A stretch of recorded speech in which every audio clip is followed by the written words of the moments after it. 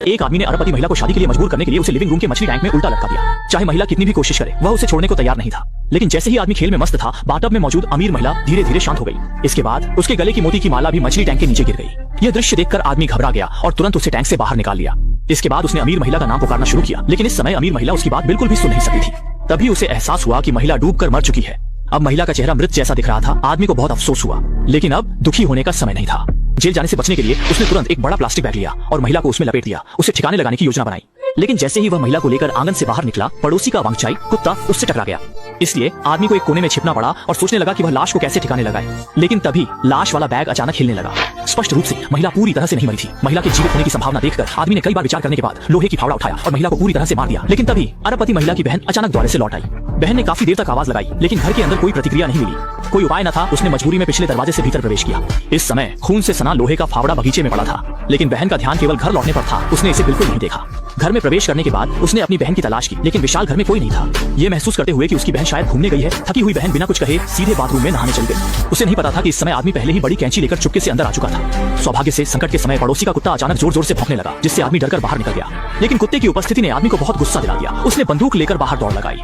उसने कुत्ते को समुद्र तट तक खदेड़ा और जब वह ध्यान नहीं दे रहा था, उसे गोली मारी। उसे लगा कि अब योजना आसानी से चल जाएगी, लेकिन उसे क्या पता था कि अरबपति महिला की बहन ने नहाने के तुरंत बाद ही मछली टैंक में गिरी हुई माला देखी। वह लाख सोचने पर भी समझ नहीं पाई कि उसकी बहन ने हार को बाथटब में क्यों रखा। इसलिए उसने मोतियों को बाहर निकाल लिया। फिर बहन समुद्र तट पर ताजा हवा लेने गई, लेकिन जैसे ही वह वहां पहुंची, उसने समुद्र तट पर एक कुत्ते की लाश देखी। इस पल उसे बड़ा अनिष्ट होने का आभास हुआ। वह तुरंत घर की ओर दौड़ पड़ी।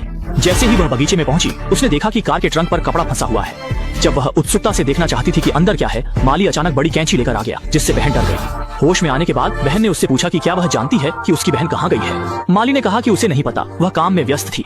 सोचा भी नहीं था कि माली की इस टोकाटाकी की वजह से बहन ट्रंक की जांच करना ही भूल गई। रात तक उसकी बहन घर नहीं लौटी। अपनी बहन के ठिकाने का पता लगाने के लिए बहन ने दोस्तों और परिवार से संपर्क किया, लेकिन किसी ने उसकी बहन को नहीं देखा। इसलिए बहन ने माली से शिकायत की और माली ने उसे सांत्वना दी कि शायद उसकी बहन कुछ दिनों में लौट आएगी। बातचीत के दौरान माली ने अनजाने में अपना हाथ उसके कंधे पर रख दिया। सौभाग्य से घर का फोन अचानक बज उठा, जिससे उनकी बातचीत टूट गई। उसे नहीं पता था कि इस समय बहन को माली पर शक हो गया था। उसे लगा कि माली कुछ गड़बड़ कर रहा है। रात में बहन नंगे पैर लिविंग रूम में चल रही थी। अचानक उसने कालीन पर मछली टैंक की घास महसूस की। ये घास मछली टैंक में होनी चाहिए थी, ये फर्श पर कैसे आई? अचानक एक अनहोनी का एहसास उसके मन में दौड़ गया। इसलिए वह पड़ोसी के घर मदद मांगने गई, लेकिन उसने काफी देर तक आवाज लगाई, कोई प्रतिक्रिया नहीं मिली। जब उसने दरवाजा खोला, उसने देखा कि पड़ोसी पहले ही मारा जा चुका था। यह साफ था कि यह माली का ही काम हो सकता है। डरकर वह तुरंत घर जाकर पुलिस को फोन करने लगी, लेकिन उसे नहीं पता था कि घर का फोन पहले ही माली ने काट दिया था। जब महिला डर से परेशान थी, माली अचानक फूलों का गुलदस्ता लेकर आया और उसे प्रपोज किया। महिला को देखकर वह शादी के लिए तैयार नहीं थी। माली बार बार विला की लाइट्स को नियंत्रित करने लगा, डरावना माहौल बनाकर उसे डराने की कोशिश की। फिर माली ने पूछा कि क्या वह अपनी बहन को देखना चाहती है। अगर हाँ, तो खिड़की के पर्दे खोलकर देखे।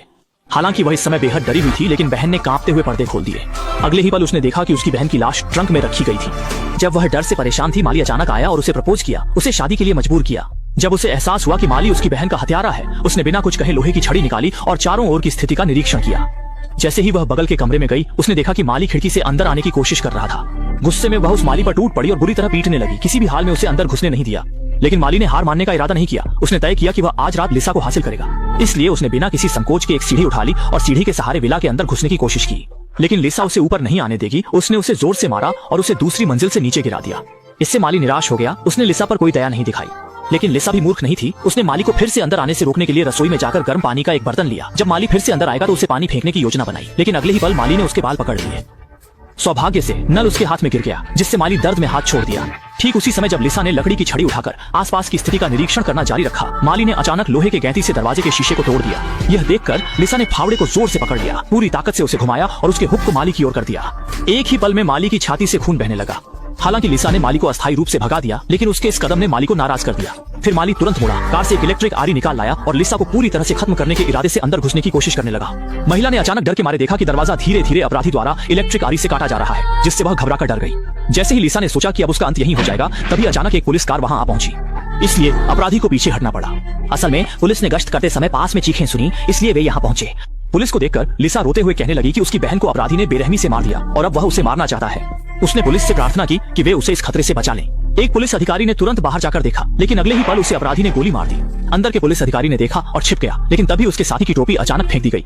स्पष्ट रूप से यह अपराधी उन्हें बाहर निकालने की कोशिश कर रहा था। अब बैठकर इंतजार नहीं किया जा सकता। पुलिस ने लिसा को अपने पीछे छिपने के लिए कहा और धीरे धीरे बाहर की ओर बढ़ने लगे। लेकिन बहुत जल्दी अपराधी ने दोनों का पता लगा लिया। लिसा की सुरक्षा के लिए पुलिस ने लिसा को जल्दी से भागने के लिए कहा, जबकि वे खुद उसे कवर करने के लिए रुके। लेकिन अपराधी को विला के भूगोल की अच्छी जानकारी थी और उसने पुलिस को चकमा दे दिया। लेकिन पुलिस भी कोई कमजोर नहीं थी। जल्दी ही उसने अपराधी को स्विमिंग पूल में गिरा दिया। इसके बाद दोनों ने पूल में एक बड़ी लड़ाई शुरू कर दी।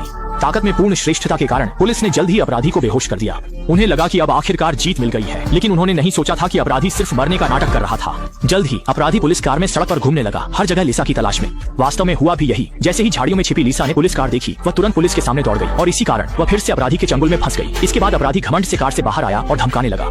अगर लिसा उससे शादी कर लेती तो सोच भी नहीं सकता था कि घूमते घूमते लिसा अचानक उसकी मृत बहन में बदल गई। असल में इस समय अपराधी को कुछ मानसिक समस्याएं हो रही थी।